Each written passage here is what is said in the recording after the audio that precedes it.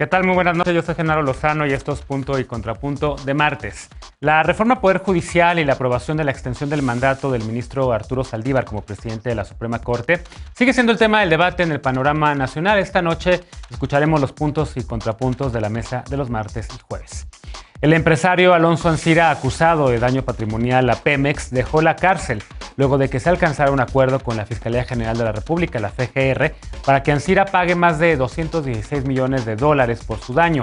¿Qué significa esta liberación? ¿Que se puede comprar la libertad en México? ¿Es un privilegio para los ricos? Y el gobernador de Baja California, Jaime Bonilla, expropió un campo de golf en Tijuana bajo el argumento de utilidad pública. ¿Cuáles son las consecuencias de esto? ¿Se está radicalizando Morena, como advierte la oposición? ¿O solamente es un caso aislado del cual el presidente López Obrador pues ni sabía? Quédate con nosotros que ya empieza Punto y Contrapunto de martes.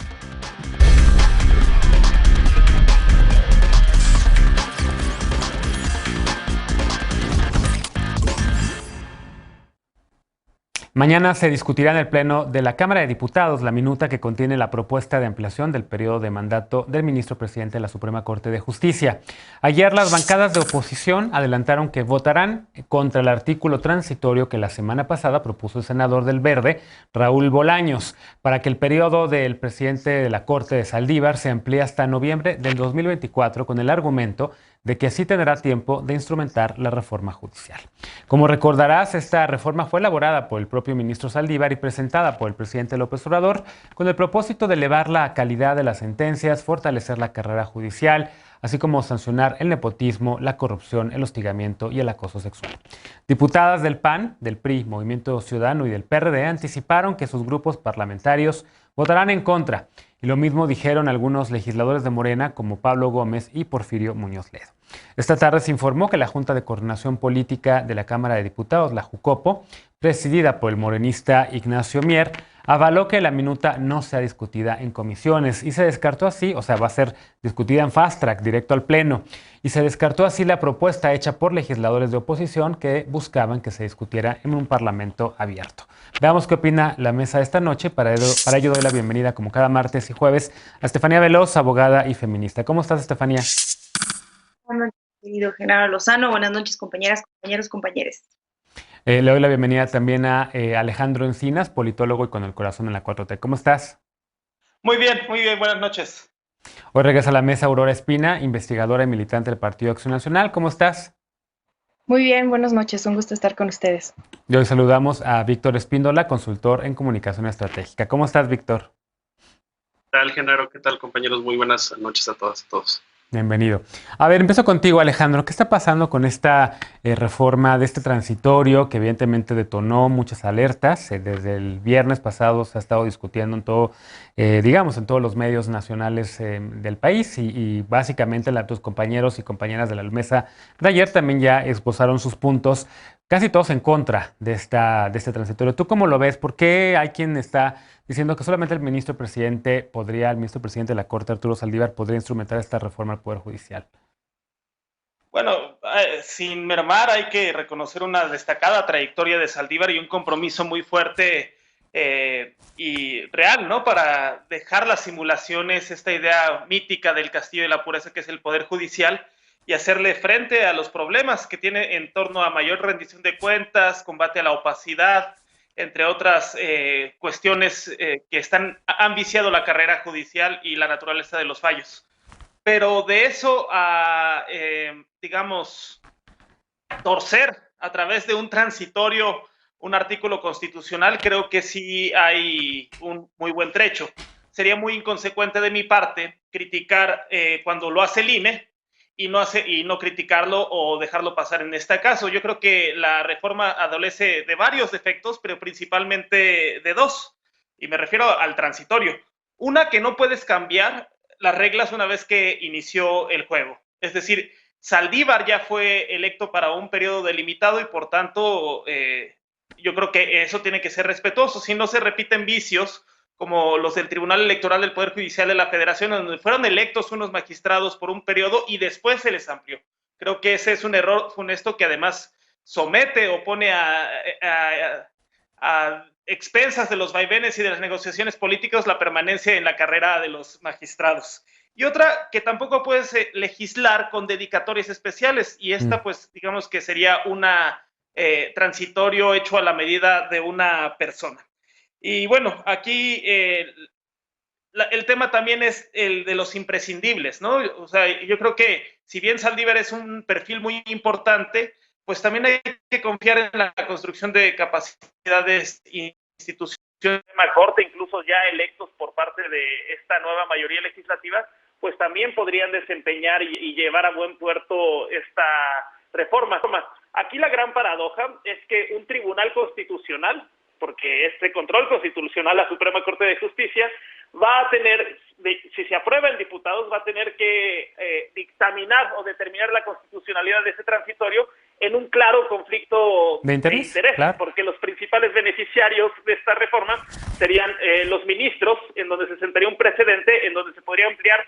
Y aquí no solamente es el mandato de la presidencia, sino también la duración de sobrepasar, digamos, los 11 años, porque Saldívar hay que recordar que fue electo por Felipe Calderón. Entonces no solamente sería la presidencia, sino sus años como ministro de la Suprema Corte. De acuerdo, y además también el tema de la paridad, que creo que le toca a Aurora ahora a una mujer presidir la Suprema Corte de Justicia el 23, ¿no? En enero del 23, cuando ya, por cómo están las reglas del juego, pues Saldívar dejaría de ser presidente de la Suprema Corte, entonces le tocaría a una mujer. Ahora, en efecto, creo que la carrera del ministro Saldívar es impecable y ha estado siempre del lado de las causas ciudadanas, pero en este momento sí lo ponen en una disyuntiva muy difícil a un ministro que ya había mostrado autonomía, sobre todo en tiempos de la presidencia de Felipe Calderón, con el tema de la guardería BESEC, también con el tema del matrimonio igualitario, entre otros. ¿Por qué crees, Aurora, o cómo ves tú, digamos, este transitorio?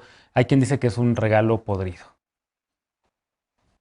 Pues coincido en que es un regalo podrido y que además de cuentas está corrompiendo la independencia del Poder Judicial, porque no es solamente que haya un transitorio o un intento de legislar con nombre y apellido, sino que al mismo tiempo está quitándole al propio Poder Judicial, a la propia Judicatura Federal, el tema de elegir a sus propios jueces, elegir, digamos, quién permanece y quién se va. Entonces es quitarle por ese lado esas atribuciones para regresar a una dinámica de lo que diga mi dedito, y entonces es un dedazo presidencial en este caso. Y entonces aquí vamos a una cuestión de que al presidente no le importa que se viole el orden constitucional ni que se trastoque la independencia del propio Poder Judicial, pero tampoco que se rompa el equilibrio entre poderes de la República. Y eso es algo que hemos estado comentando constantemente en esta mesa y creo que se van sumando cosas y cosas en este mismo sentido. Y creo que la gran preocupación también del presidente es tener a un aliado y colaborador que continúe en el cargo y que pueda estar al servicio de la voluntad presidencial. Y eso es algo que atenta contra el Estado de Derecho, que atenta contra la certeza jurídica que debe de haber en un país como el nuestro, y que al final de cuentas corrompe el orden jurídico, y corromper el orden jurídico termina siendo también una persona corruptora y corrupta. Entonces, creo que borrar de una forma tan grotesca esta separación de poderes en México es un atentado contra esta elemental certeza jurídica que mencionaba que requiere nuestro país para su desarrollo, y creo que para el ministro Saldívar ha llegado el momento de definirse claramente si está con el presidente o está con la Constitución, y si se arrodilla para mostrar fidelidad o se pone de pie para defender a la Constitución y la legalidad, y si creo que lo más importante de esto, si es ministro de la 4T o es ministro del Estado mexicano, porque, como lo mencionabas, Genaro, este es un dilema ético en el que tiene que decidir si está por el orden constitucional o está al servicio de la voluntad presidencial, y yo creo que eso es algo que no podemos permitir. Ahora también hay otra hipótesis, Víctor, sobre el tema de por qué están poniendo esto y que podría ser otra vez una cortina de humo para a lo mejor otro tema, no lo sé, la discusión ahorita de la ley orgánica de la Fiscalía General de la República, que está en estos momentos siendo discutida casi también de manera fast track y que para muchos activistas podría ser un regreso y hasta regresivo respecto a lo que fue la PGR en su momento, ¿no?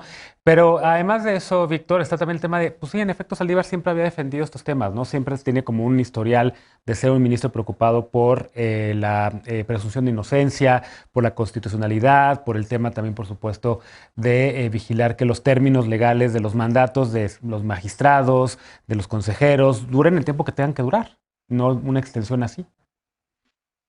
Sí, totalmente. Me parece que el ministro tiene que cuidar ese legado, esa memoria de la que todos tenemos y le reconocemos un compromiso por estas causas que ya mencionas. Y efectivamente, la defensa del orden constitucional y de no alargar por la vía de leyes secundarias periodos de encargo de otros servidores públicos. A mí lo que me preocupa es un poco el silencio. Entiendo que no puede, como presidente de la Corte misma, prejuzgar un asunto que todavía está inconcluso en el legislativo, pero sí se me antoja un poco sospechoso. Primero, la forma en que entró la reserva, es decir, por tratarse de una sesión semipresencial en el Senado de la República, prácticamente todas las reservas y toda la discusión en lo general y en lo particular de los ordenamientos que se discutieron en la sesión pasada, pues estaban previamente acordados. Entonces, de última hora, sin el conocimiento de todos los legisladores, es más, sin haberse publicado electrónicamente la reserva, pues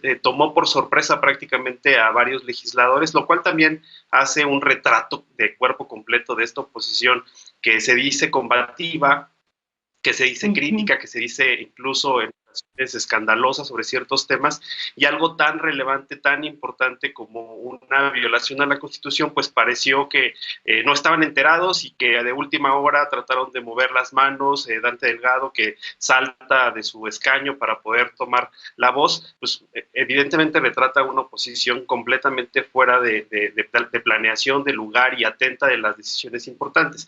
Pero bueno, volviendo al tema, sí me parece sospechoso que hubiera sido una reserva presentada por el Verde Ecologista de última hora. Parece que traía, pues evidentemente, ahí una aprobación previa, y más sospechoso aún el proceso de la colegisladora, que está dejando pasar, como dices tú, fast track al Pleno, a la discusión del Pleno, la reserva. Ahora, en términos jurídicos, creo que todos estamos aliviados un poco por cómo se dio la conversación los últimos días, y parece haber un consenso que en términos jurídicos pues no puede transitar este transitorio, valga la redundancia, porque efectivamente sería inconstitucional, y llegado el caso, pues habría un conflicto de interés de quien precisamente determinaría si es un asunto inconstitucional. Ahora, en términos políticos, me parece que el mensaje que sí estamos escuchando por parte del presidente de respaldo a la idea, a la propuesta de la reserva, pues yo la leo como una promesa, porque recordemos que justamente esta ley del Poder Judicial,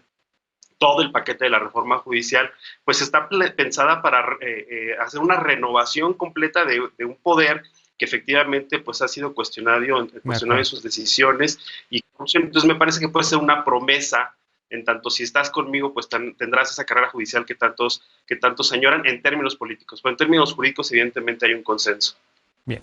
Veloz, ¿qué decir de esto? ¿Por qué Morena está impulsando esta reforma que es tan polémica, que es anticonstitucional a todas luces? ¿Por qué el presidente en la mañanera dice que solamente el ministro Saldívar podría instrumentar la reforma del Poder Judicial? Yo creo que al margen de lo que haya dicho el presidente, pensando en cómo se dio precisamente todo esto y esta opción de agregar un artículo transitorio, modificar el artículo transitorio de la ley orgánica del Poder Judicial, porque no se trata de la Constitución y no se trata de otra ley más que de la ley orgánica, que viene precisamente del senador del Verde, me parece que es apellida Cue, quien propone esto, y entonces dice, bueno, votémoslo en el Pleno, y efectivamente es el Verde quien lo pone sobre la mesa, es el Verde quien lo vota también con mayoría, y ya después de que se dio esta suerte de discusión es cuando le hacen la pregunta al presidente acerca de esto, en lo que el presidente no tiene nada que ver, porque no es el presidente ni su partido quien la presenta, ni es el presidente a quien le corresponde este tema. Y a mí es algo que me parece importante de la oposición. Creo que está tan obsesionada con el tema del presidente que escapa de ver que eso es algo que a todas luces no va a pasar porque es anticonstitucional. Es anticonstitucional porque se reforma un artículo transitorio, cuando hay un artículo constitucional, el artículo 97, que dice que esto se elige cada 4 años en el Pleno y los ministros y las ministras pueden y deben elegirlo. Así de sencillo. Eso no va a pasar en el Poder Legislativo, evidentemente, porque claro que hay un conflicto en cuestión de constitucionalidad, pero sí deja ver lo ávida que está la oposición, y dejando esta discusión de lado, porque creo que me gustaría hacer énfasis en que no es una opción que venía en la reforma judicial, y que además me sorprende porque el presidente, el ministro Saldívar, ha dicho varias veces que la reforma judicial tendría que ver con quitarle poder a todos los ministros y los jueces, con reducir los tiempos eternos en los que están ahí, y claro que esto pues no tendría mucho sentido, y por eso no fue él quien la propuso. Pero sí me llama la atención que la oposición está tan ávida de llamar la atención y de hacer escándalos, que se les pasa lo que pusieron en el Pleno, lo que decía el compañero hace un momento, pero que además me habría encantado que cuando Medina Mora estaba apoyando al presidente Calderón en todo, hubieran dicho, hay separación de poderes, hubieran dicho, ay, pero es que parece que no hay autonomía. Y sí habla de una suerte de hipocresía. Bien. Pero a mí me parece que esto jurídicamente no tiene mucho sentido y que no va a haber mucha más discusión, y se va a acabar en que no va a poder pasar en el legislativo porque es a todas luces inconstitucional. Bueno, pues le damos seguimiento a este tema. Evidentemente mañana está esta votación, y solamente recordar a la gente que desde la sociedad civil también, cuando Medina Mora fue ministro de la Corte, se exigió que no llegase Medina Mora a la Suprema Corte bajo el colectivo de Cortes sin cuotas ni cuates, así como ahora también este colectivo y otros más estamos exigiendo que no se aprueben artículos transitorios que son violatorios de la Constitución. Hacemos una pausa y al regresar otro tema. Alonso Ancira llegó a un acuerdo reparatorio por el daño patrimonial causado a Petróleos Mexicanos, a Pemex, por la compraventa de la planta de agronitrogenados. 2 meses después de llegar a nuestro país, ayer Ancira salió de prisión tras comprometerse a pagar $216 millones. Regresamos con este tema, punto y contrapunto, no te vayas.